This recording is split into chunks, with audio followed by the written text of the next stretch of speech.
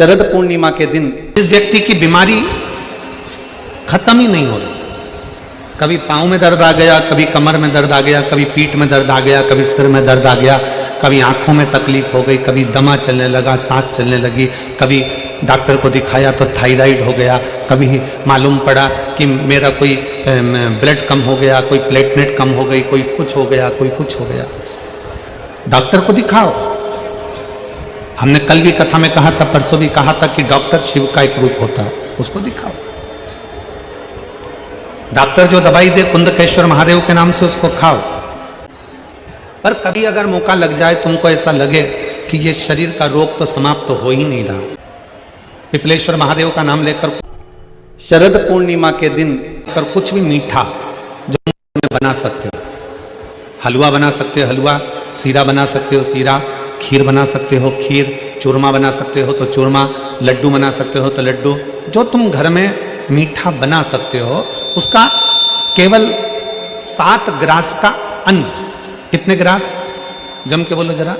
7 grass. 7 grass मतलब 7 core. 7 grass का अन्न एक पात्र में ले लो और पिपलेश्वर महादेव का नाम लेकर किसी भी शिवालय में, शंकर के मंदिर में जाकर एक बेलपत्र रखकर उस जो प्रसाद तुम बनाकर ले गए हो, जो तुम भोग बनाकर ले गए हो, उसका स्पर्श कर कर पिपलेश्वर महादेव का नाम लेकर शंकर को उस भोग को रखकर, बेलपत्र रखकर शिवजी को 7 बार एक ही लोटे का जल, केवल एक लोटे का जल 7 बार उत्तर की ओर मुख कर कर दक्षिण में खड़े होकर शंकर के शिवालय पर 7 बार एक ही लोटे का जल 7 बार थोड़ा थोड़ा कर कर उसको गिरा दीजिए, शिवजी के ऊपर चढ़ा दीजिए 7 बार। बाद में जो प्रसाद पर आपने बेलपत्र रखी है उसी बेलपत्री को उठाकर शंकर के शिवलिंग पर चढ़ा दीजिए। बाबा को प्रणाम करिए, बाबा मेरे शरीर का रोग समाप्त नहीं हो रहा, गोलियां खा रही हूँ, दवाई खा रही हूँ, कुंदकेश्वर महादेव का नाम लेकर दवाइयां ले रही हूँ, पर कभी घुटना, कभी कमर, कभी आंख, कभी थायराइड, कभी कुछ, कभी बीपी, कभी शुगर, कुछ ना कुछ चल ही रहा है। बाबा अब आपको संभालना। पिपलेश्वर महादेव का नाम लेकर वो चढ़ी हुई बेलपत्री लियाओ, प्रसाद लियाओ, घर पर आने पर जैसे ही घर के अंदर प्रवेश करो सबसे पहले बेलपत्री को चबा चबा कर खा लो। फिर वो जो प्रसाद है उस प्रसाद को 7 गांठ से थोड़ी थोड़ी देर में 7 बार में उसको खा लेना। बाबा देवाधिदेव महादेव का नाम लेकर, पिपलेश्वर महादेव देव का नाम लेकर प्रणाम कर कर जल का आचमन, हाथ की हथेली में जल लेकर 7 बार आचमन कर लीजिए और शिव का, पिपलेश्वर महादेव का नाम ले लीजिए।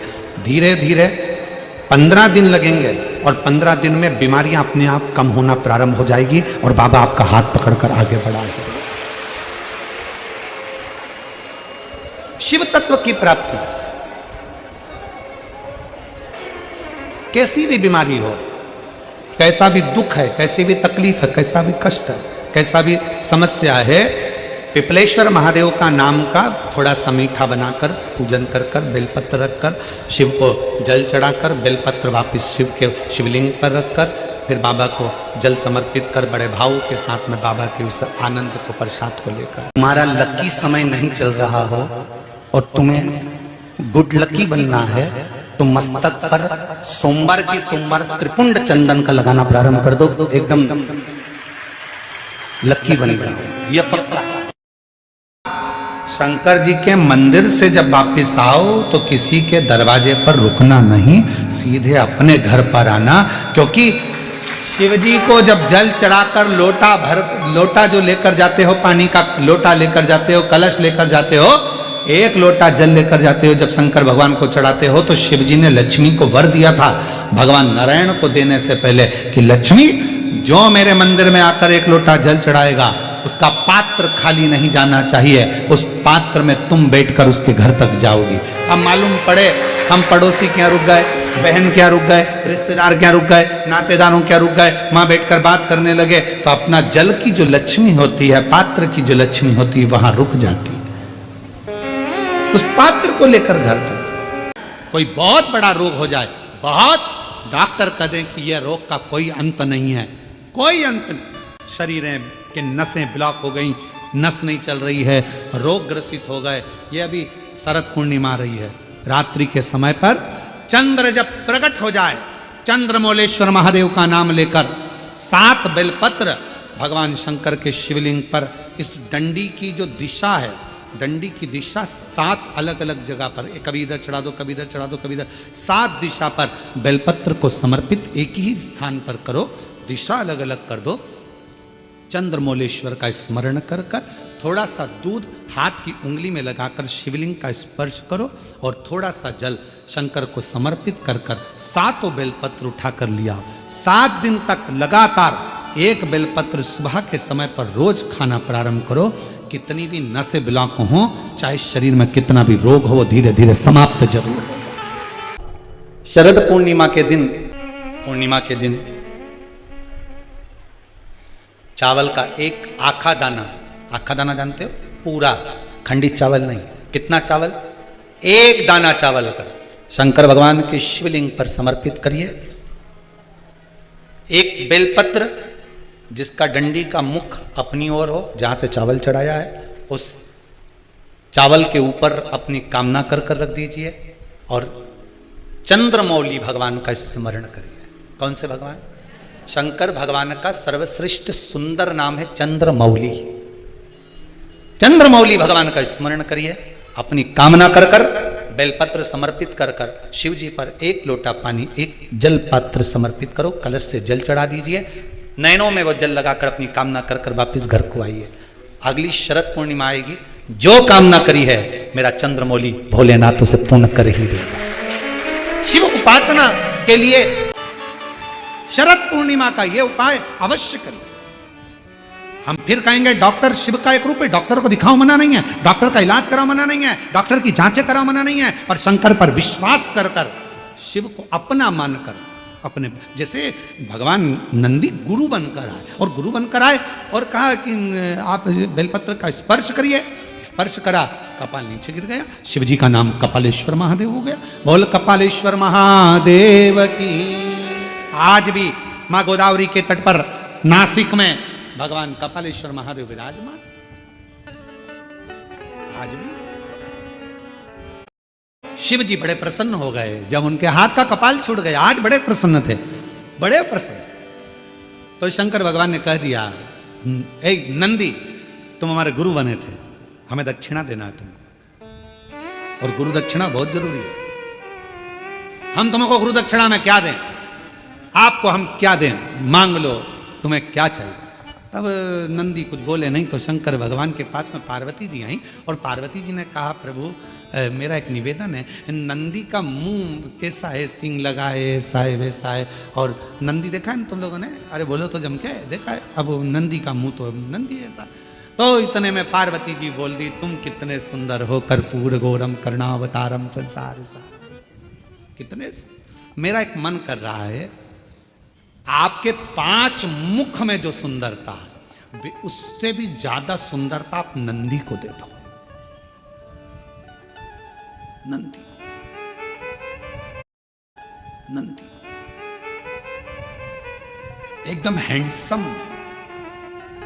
स्मार्ट, नेचुरल ब्यूटी, बहुत सुंदर। बस भगवान शंकर उसी समय पर नंदी को वर देने वाले थे। इतनी देर में नंदी शिव जी को रोक लिए, नहीं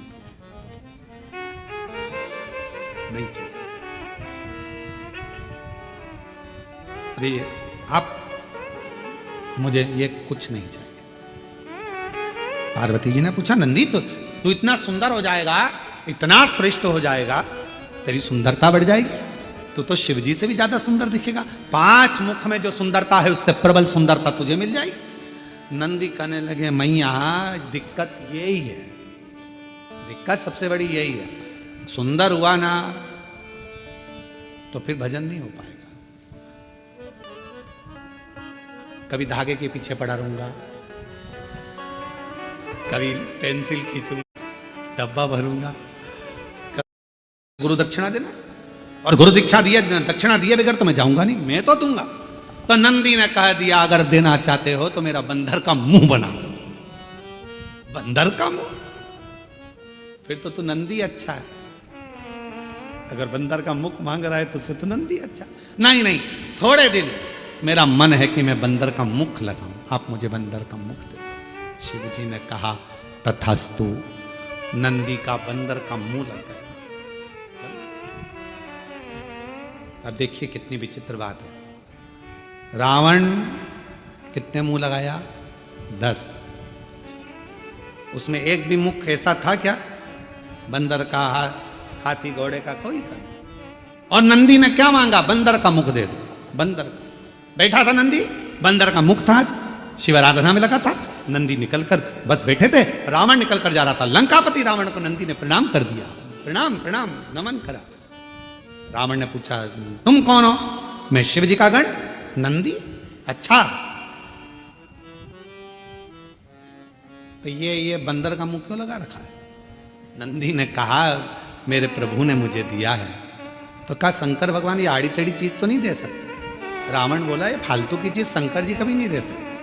कौन होगा जो अपने घर कमरे में, जिस कमरे में वो सोता है तो झाड़ू रखेगा? कौन होता है जो अपने कमरे में कचरे का डब्बा रखेगा? कौन है जो अपने कमरे में कबाड़ा ला के रखेगा? अभी दिवाली पे लोग अपने कमरे का कबाड़ा बाहर निकाल देते हैं और तुम ये बंदर का मुख लेकर आ गए। कौन है? शंकर जी ये नहीं दे सकते। मेरा भोले बाबा ये कभी नहीं दे सकता। कई लोग शिव जी पर आरोप लगा देते, भोले बाबा हमारी नहीं सुन रहे, हम शंकर जी को इतने दिन से जल चढ़ा रहे हैं, शंकर जी हमारी मनोकामना पूर्ण नहीं कर रहे, शिव जी ने ऐसा नहीं करा, शंकर जी ने वैसा नहीं करा। अरे भाई शंकर तो तुम्हारे लिए सब कुछ करना चाहते हैं, पर थोड़ा इंतजार तो करो। 2 महीना, 2 साल, 1 साल जल चढ़ाओ और तुम सोचो कि सारे काम होते हुए ना। धीरे धीरे बाबा हाथ पकड़ा ना। कोरोना जैसी बीमारी में आज भी तुझे जिंदा रख रखे हैं, तेरे पड़ोसी निपट गए, भगवान की कृपा है जो तू बैठी है। बोल रहे हैं मेरे भोले बाबा। लंकापति रावण का विश्वास देखिए कितना था शंकर जी के प्रति। मेरे शंकर जी तेरे को बंदर का मुंह नहीं दे सकते, ये हमारा भरोसा कर। मैंने खुद मांगा है, खुद स्वयं मांगा। शिव जी पर आरोप प्रत्यारोप करते रहते हैं, भगवान ने ऐसा कर दिया, भगवान ने वैसा कर दिया, हे भगवान तूने क्या कर दिया, हे भगवान, हे भगवान। ना शिवपुराण कहती है ना कभी किस्मत को कोसिए ना परमात्मा को कोसिए, बल्कि अपने आप को ध्यान दीजिए कि मैंने पूर्व में कुछ करा होगा तो आज तकलीफ भोगना पड़ रही है, पर मेरा भोलेनाथ हाथ पकड़कर मुझे इस तकलीफ से बाहर जरूर निकालेगा। ये अपने मुझे देख 10 मुख मांगे भगवान शंकर से, 10। मुझे दशानंद कहते हैं। नंदी हंसकर बोला कि 10 मुख का करेगा क्या? क्या करेगा? आफत मोल ले ली तूने 10 मुख लेकर, राइट साइड मुंह करके सो ही नहीं सकेगा, ना लेफ्ट साइड सो पाएगा, करवट ले सकेगा। नंदी रावण के बोला कि सोएगा कैसे? चपटा।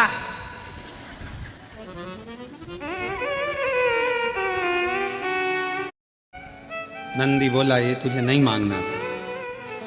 अभी रावण कह रहा था तुझे ये बंदर का मुख नहीं मांगना था, अब नंदी कह रहा है कि तुझे ये मुख 10 नहीं मांगना था। रावण ने एक बात बड़ी सुंदर कही।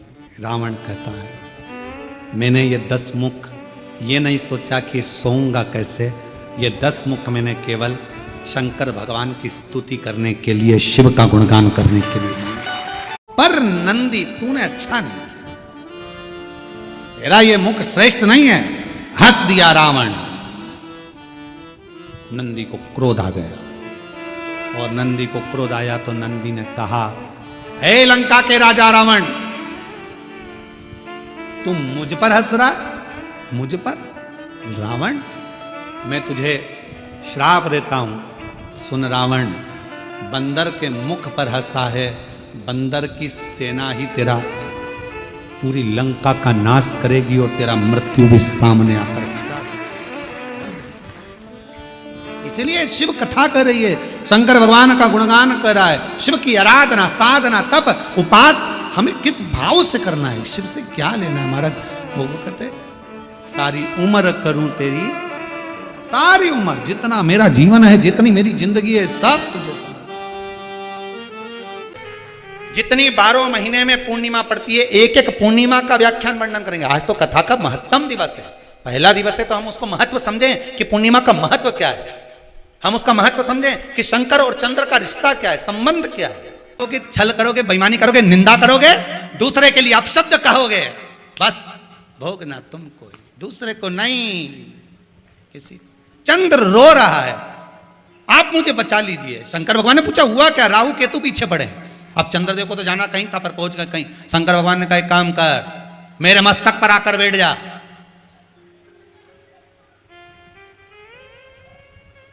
मेरे मस्तक पर आ जा। चंद्रदेव बोले कि बैठ तो जाऊंगा, पर दिक्कत एक ही है। क्या? वो राहु और केतु मुझे देखते देखते आएंगे तो सामने ही दिखूंगा तो सबसे पहले मुझे निपटाएंगे। भगवान बोले मेरे मस्तक पर चढ़ने के बाद किसी की सामर्थ्यता है जो तुझे निपटा जाए? चंद्रदेव को जो शंकर भगवान कर रहे हैं वही बात आप भी अपनी जिंदगी में याद रख लेना। शंकर के मस्तक पर चंद्र बैठ गया तो ना राहु की हिम्मत हुई ना केतु की हिम्मत हुई कि वो शंकर के पास जाकर उसको उठाकर निगल ले। ना राहु ना केतु, किसी की सामर्थ्यता नहीं थी जो निगल जाए।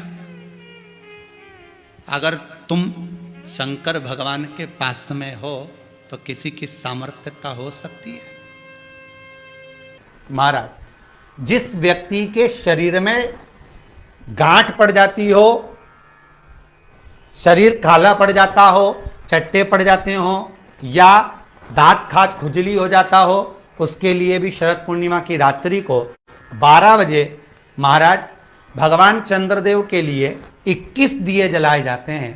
उस 21 दिए की कालोच एक थाली में इकट्ठी करी जाती है। कालोच को इकट्ठी कर कर शरीर में गाय के घी के साथ में जहां जहां जगह पर चट्टे हैं, गांठ है, वहां लगाया जाता है। उसको 5 या 7 दिन लगाइए। उसके बाद में रोज प्रतिदिन लगाने के आधे घंटे बाद स्नान कर लीजिए, आराम लगना प्रारंभ हो जाता है। महाराज, शरीर में रोग है, बीमारी है, काया बेकार हो रही है, तो सीधी सीधी बात शिव महापुराण की कथा कहती है। सुंदर आनंद में श्रवण कर कर आप अपने जीवन को, ये पूर्णिमा शिव महापुराण की कथा कहती है, शरद पूर्णिमा आ रही है। कुछ नहीं करना, पीपल का एक पत्ता, उस पत्ते पर थोड़ा सा चावल, थोड़ा सा चावल, पूर्णिमा की रात्रि को अपने हाथ में लेकर अपने नयनों से लगाकर शरीर पर से स्वयं उतारकर उसको दरवाजे के पास रख दीजिए।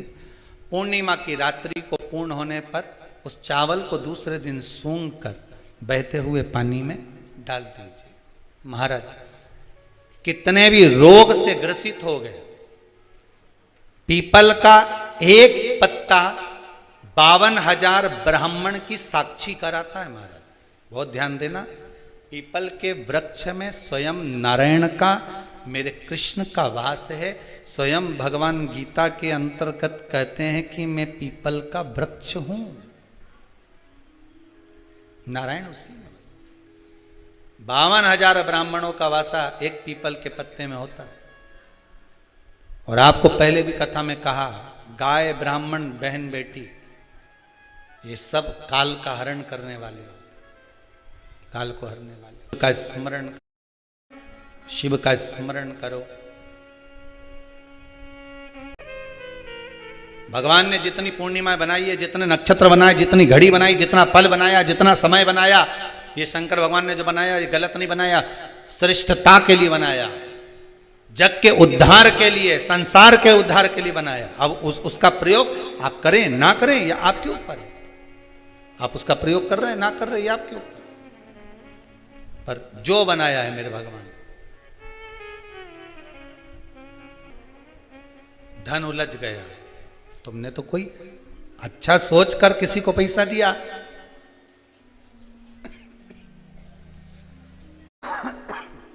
अच्छा सोचकर किसी को धन दिया,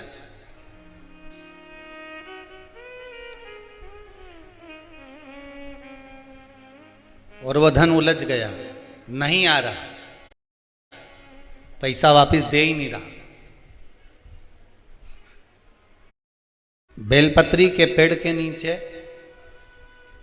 बेलपत्री के वृक्ष की दो थोड़ी सी बाहर निकली हुई छाल को देख लो, बेलपत्री के वृक्ष की छाल। उस छाल पर कच्चा जो सूत होता है, धागा होता है ना, कच्चा धागा, सफेद कच्चा सूत, उस धागे को बेलपत्री की छाल पर 7 बार घुमा लो। चारों तरफ मत घुमाना, नहीं तो चारों तरफ धागा लेके घूम जाओ। बेलपत्री का जो वृक्ष होता है उस वृक्ष की छाल पर 7 बार घुमा लीजिए। ये केवल शरद पूर्णिमा का ही उपाय है, इसके बाद नहीं करना है इसको, केवल एक ही दिन होगा। बेलपत्री की छाल पर उसको घुमा लीजिए 7 बार घुमाकर, जब वो जनेऊ की तरह हो जाएगा ना, उसको उतार लीजिए। बेलपत्री के वृक्ष के नीचे घी का दिया लगाइए, हाथ में उसको रख लीजिए। जिस व्यक्ति को तुमने धन दिया और वो उलझ गया, नहीं दे रहा, पैसा पहुंचा नहीं रहा है, उस छाल पर जो धागा आपने लपेटा है, श्री शिवाय नमस्तुभ्यम का स्मरण कर कर बेलपत्री के पेड़ के नीचे कुंदकेश्वर महादेव का नाम लेकर उस धागे को शंकर भगवान को छुआकर महाराज माता पार्वती के चरणों में ले जाकर छोड़ दीजिए। अब विनती कर कर छोड़ दो और निवेदन कर दो, माँ मेरी इतना धन है, इतना पैसा है, विश्वास कर कर मैंने उसको दिया था, वो नहीं दे रहा, माँ से निवेदन करो। फिर कहेंगे संसार वालों के सामने जाकर रोगे तो दुनिया के लोग हंसी उड़ाएंगे। आप किसी से कह दो मेरा 5 लाख रुपए वो लेकर भाग गया, दिया काय को? हम द्रौपदी के 5 पुत्र जब मारे गए तो द्रौपदी किसी के सामने जाकर नहीं रोई। द्रौपदी अगर रोई तो परमात्मा के चरणों में जाकर रोई।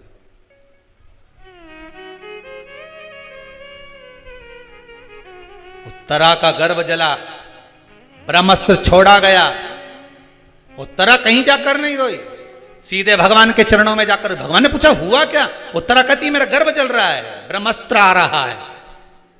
अगर संसार वालों के कहने में पड़ी रहती तो उत्तरा का गर्भ भी नष्ट हो जाता, पर भगवान ने अंगुष्ठाकृति धारण करी, गर्भ में जाकर परिक्रमा करी, उत्तरा के गर्भ में पहुंच गए। जो बालक प्रविष्ट हुआ परीक्षित हुआ, आते सी जन्म लेते सी जिसने परीक्षा करी वो परीक्षित हो गया। श्रीमद् भागवत में लिखा है। संसार वालों के आगे जाकर रोगे तो दुनिया के लोग हंसी उड़ाएंगे, पर परमात्मा के आगे जाकर कहोगे, परमात्मा हंसी नहीं उड़ाता, परमात्मा उस कार्य को सिद्ध करता आएगा। एक पूर्णिमा पर करके देखने में क्या जा रहा है? शरद पूर्णिमा पर किसी भी समय पर कभी भी करो, पर करो। उलझा हुआ धन मां सुलझा दे। 12 महीने पढ़ने वाली पूर्णिमा का चरित्र, कैसी पूर्णिमा का क्या व्याख्यान है, क्या वर्णन है, उसको श्रवण करेंगे, स्मरण करेंगे, भाव से सुने। किसको पूर्ण बनाया है? लक्ष्मी। शरद पूर्णिमा के दिन अगर आप शंकर भगवान को 1 लोटा पानी अगर शिव को समर्पित कर रहे हो, श्वेत पुष्प को रखकर शंकर जी के ऊपर सफेद फूल को चढ़ाकर अगर 1 लोटा जल भी, एक पात्र जल भी शंकर को समर्पित कर रहे हो, तो ये लक्ष्मी के लिए ही तो कर रहे हो। और कौन सी लक्ष्मी? पूर्ण लक्ष्मी। पूर्ण लक्ष्मी। आपको पहले भी कथा में कहा, एक बार भगवान एक सिद्धता प्रदान कर दी कि अपने गोदी के लाल को, अपने गोदी के पुत्र को माता ने लक्ष्मी की गोद में देखकर लक्ष्मी को पूर्ण बना दिया। वो दिन कौन सा था? यही शरद पूर्णिमा का दिन था। कौन सा दिन? आवाज पकड़ लो। यही शरद पूर्णिमा का दिन था। शरद पूर्णिमा का दिन लक्ष्मी को पूर्ण करने का दिन, पूर्ण करने। केवल अमृत ही नहीं बरसता, शरद पूर्णिमा के दिन लक्ष्मी भी बरसती है। पूर्णिमा शिव महापुराण की कथा है। सबसे सुंदर संबंध इस संसार में अगर किसी का है तो समुद्र और चंद्र का है। दुनिया का सबसे सुंदर संबंध है चंद्र और समुद्र का। चंद्रमा घटता है तो समुद्र की लहरें भी घटती है, ज्वार और भाटा। चंद्रमा यदि घट रहा है तो समुद्र की लहरें भी घट रही है। शरद पूर्णिमा के उत्सव पर जो पूर्णिमा शिव महापुराण की कथा सुन रहे हैं, इसके रस तत्व को हमें ग्रहण करना है और उस रस तत्व को ग्रहण कर कर अपने जीवन को सार्थक बनाना। कई लोग कहते हैं गुरुदेव हमने सुना है शरद पूर्णिमा के दिन अमृत बरसता है, इसलिए लोग खीर बनाते हैं तो बाहर रख देते हैं। अमृत बरस रहा, तो शिव महापुराण की कथा कहती है केवल एक अमृत की बूंद है क्या? तो कहा शरद पूर्णिमा के दिन जो आप हम संपूर्ण विश्व के लोग, संसार के लोग जो भगवान का भजन करते हैं, रात्रि के समय पर जो भगवान का स्मरण करते हैं, भजन करते हैं, कीर्तन करते हैं, मंत्र जाप करते हैं, नाम जाप करते हैं, यही तो बन सके। अगर लक्ष्मी की कमी है, लक्ष्मी नहीं आ रही है, व्यापार नहीं चल रहा है, तकलीफ बहुत ज्यादा है, घर में कष्ट है, कर्जा ज्यादा है, तो एक तांबे के कलश के ऊपर, तांबे के कलश में पानी भरना, कटोरी रखना, उस पर लक्ष्मी जी की मूर्ति रखना। लक्ष्मी जी की मूर्ति नहीं हो तो चांदी का सिक्का रखना। उसके सम्मुख में आप 31 दीपक 31 दीपक घी के लंबी बाती के जला देना। महाराज एक एक कमल गट्टा उस 31 दिए के अंदर डाल देना और लक्ष्मी जी का पूजन करना, लक्ष्मी जी का स्मरण करना, खीर का भोग लगाना, पान के पत्ते पर खीर रखना, 5 पत्ते पर खीर का भोग लगाना और माता लक्ष्मी से विनती करना। सुबेरे 4 बजे तक वो रखे रहने देना, सुबह 4 बजे वो उठाना, लक्ष्मी को वापस तिजोरी में या सिक्का हो तो उसको अलमारी में रख देना। जो खीर बनी है वो प्रसाद के रूप में सुबह 8 बजे, 10 बजे, 9 बजे जब खाना हो प्रेम से पाना। माता जो दिए लगाए हैं वो ठंडे हो गए होंगे, उनको रखे रहने देना, बाद में काम आते रहेंगे, या दिए विसर्जन करना हो तो आपकी मर्जी है। पर वो मट्टी के दिए लगेंगे, आटे के दिए नहीं लगेंगे, मट्टी के दीप लगाना है आपको 31। घी के दिए लगाना है। लक्ष्मी जी का पूजन करो, कंकु, चावल, हल्दी, मोली से, सब तरह से। शरद पूर्णिमा की रात्रि को सुख मिलेगा, आनंद मिलेगा, लक्ष्मी की वृद्धि होगी, कार्य सिद्धि होगी। घर की स्त्री को अपनी कोई बात नहीं बता सकते, घर की नारी को अपने हृदय की बात नहीं बता सकते, और विषम परिस्थिति में फंसे हुए, बहुत विषम परिस्थिति। तो अशोक सुंदरी का जो स्थान होता है, देखिए थोड़ा ध्यान दीजिएगा आप लोग, एलईडी पर भी ध्यान देना और आस्था चैनल पर भी ध्यान देना। तो किस स्थान पर हम अपनी विषम परिस्थिति में अगर उसे स्पर्श कर लें, विषम परिस्थिति में अगर कोई तकलीफ की घड़ी चल रही है तो हमारा मात्र स्पर्श और थोड़ी देर वहां स्पर्श कर कर अपने मन की बात को कह देने पर भी हमारी समस्या, हमारा दुख समाप्त होता है। जैसे ये शिवलिंग है, ये जलाधारी है और सामने अशोक सुंदरी का स्थान। अब ये सामने जैसे अशोक सुंदरी का जो स्थान होता है, उस अशोक सुंदर वाली स्थान पर अपने हाथ, सीधे हाथ की 3 उंगलियां, मात्र 3 उंगलियां आप अगर स्पर्श करें और पंचाक्षर मंत्र नमः शिवाय, षडाक्षर मंत्र ओम नमः शिवाय या श्री शिवाय नमस्तुभ्यम का मात्र स्मरण करते रहे और कुछ देर उस स्पर्श करी हुई उंगली को थोड़ी देर रखने के बाद अपने हृदय से लगा के अपने मन की बात कहकर, भले आपने जल चढ़ाया नहीं चढ़ाया, और अपने घर को लौट कर आ जाएं, वो विषम परिस्थिति टल ही जाती है, उसका समय का दुख तकलीफ नष्ट हो ही जाता है।